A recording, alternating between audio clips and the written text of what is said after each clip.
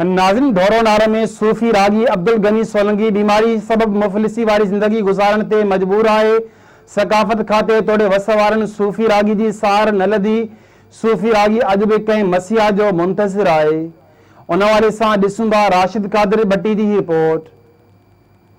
मिठा मेर मुरसल बिलहन जो वाली, मिठा मेर मुरसल बिलहन जो वाली, वरो तो वटा को, वरो तो वटा को, सवाली न खाली। मिठा मेर मुरसल, मिठा मेर मुरसल बिलहन जो वाली, मिठा मेर मुरसल बिलहन जो वाली, वरो तो वटा को, वरो तो वटा को, सवाली न खाली। मिठा मेर मुरसल वो मिठा मेर। जी नाज़रीन, असां हिन वक्त मौजूद आहियूं ढोरे नारे वेझो ॻोठ बांडी सोलंकी में, जिथे सूफ़ी रागी अब्दुल गनी सोलंकी जेको गुज़िरियल 2 सालनि खां रीढ़ जी हड्डी में बीमारी हुजण सबबि बिस्तरे ते पियल आहे, जेको इलाज लाइ घर जो अले तले सॼो खपाए चुको आहे, पर पोइ बि को सिहत में सुधारो न पियो अचे। हवाले सां वधीक ॻाल्हाईंदासीं सूफ़ी रागी अब्दुल गनी सोलंकी ऐं उनजे घर भातियुनि सां। पोइ आउं बीमार पियो आहियां। उनखे बीमारी मुंहिंजी खे जोड़े 3 साल इन 3 सालनि में इलाज कंदो रहियुसि पियो, हलुसि पियो, घुम पियो, ॻाई पंहिंजे हिसाब सां। 12 महीना मूंखे जेके थिया आहिनि सो ही आउं बिस्तरे ते आहियां। 12 महीनो जेको मूं हैदराबाद जामशोर अस्पताल में इलाज कराए, उन मूंखे चयो त 6 महीने खां पोइ तूं चाचा हलंदो। मूं मूंखां लिखाए वरितो। पोइ उन खां 6 महीना गुज़री विया। उन खां पोइ वरी हिते डॉक्टर पंहिंजे हिसाब सां उन खां इलाज कराए, मथां ही कोरोना बीमारी अची वई।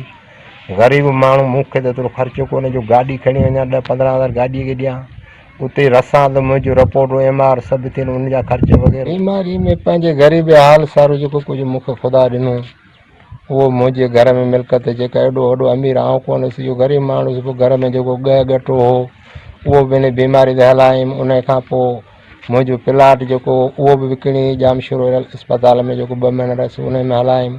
उन खां अॻु में जेको संगत साथ वीचारी ईंदी वेंदी, उन्हनि बि मूंसां काफ़ी मदद कयूं।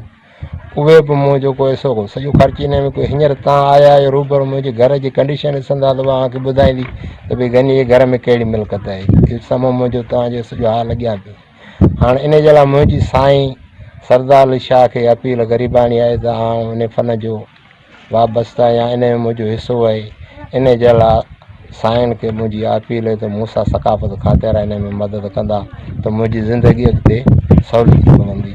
ही 3 साल थिया आहिनि हाणे आउं बिस्तरे ते लाइलाज पियो आहियां, मुंहिंजो नथो इलाज थिए। ऐं हर माण्हू जेको आहे हींअर हिन वक़्तु मूं मां बेज़ार बीमार माण्हू में हर को थी वेंदो आहे। 2 सालनि खां असां जाम ख़र्ची कयोसीं, पंहिंजो घर भर जेको खपाए छॾियोसीं। हाणे कुझु बि कोन्हे। साईं सरदार अली शाह असांजो उमेदवार आहे, हुनखे अर्ज़ु करियूं था हथ ॿधी त असांजे चाचे जो इलाजु कयो वञे, जेको वरी चाचो असांजो हली सघे, वरी घुमी फिरी सघे।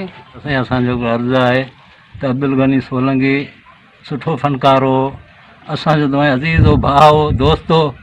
असांखे अॼु ॾिसो त हुनजे असीं सिहत लाइ दुआऊं घुरी रहिया आहियूं, पर मिसकिन आहे जेको बि घर में जल तलो सॼो खपाए चुको आहे। तंहिंजे लाइ असांजो अर्ज़ु आहे साईं सरदार अली शाह खे त हिन जी सार संभाल लाइ। जी नाज़रीन, अवां ॻाल्हियूं ॿुधियूं ढोरो नारो वेझो ॻोठ बांडी सोलंकी में सूफ़ी रागी अब्दुल गनी सोलंकी जूं, जेको ज़िंदगी जूं 3 बारूं फ़न खे ॾेई चुको आहे, जेको गुज़िरियल 2 सालनि खां बीमारी सबबि बिस्तरे ते पियल आहे।